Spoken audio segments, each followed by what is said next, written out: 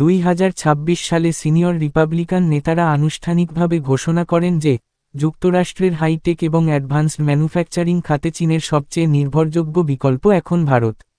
Semiconductor, AI, defence tech ও clean energy supply চেইনে ভারতকে কেন্দ্রীয় উৎপাদন হাব হিসেবে গড়ে তোলার কৌশল নেওয়া হচ্ছে।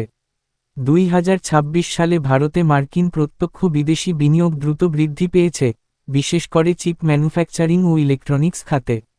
বিপরীতে, পাকিস্তানে মার্কিন বিনিয়োগ 15 বছরের মধ্যে সর্বনিম্ন পর্যায়ে নেমে গেছে।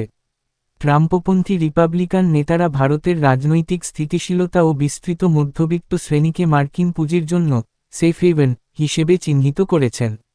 মার্কিন সিনেটে পাকিস্তানের ঋণ সংকট, অর্থনৈতিক অস্থিরতা ও বিদেশি বিনিয়োগকারীদের নিরাপত্তাহীনতা নিয়ে গুরুতর উদ্বেগ প্রকাশ করা হয়েছে। 2026 সালের নতুন মার্কিন কৌশলগত কাঠামোয় ভারত নীতিকে পাকিস্তান নীতি থেকে আনুষ্ঠানিকভাবে আলাদা করা হয়েছে, যা ভারতের জন্য একটা ভালো খবর হতে পারে।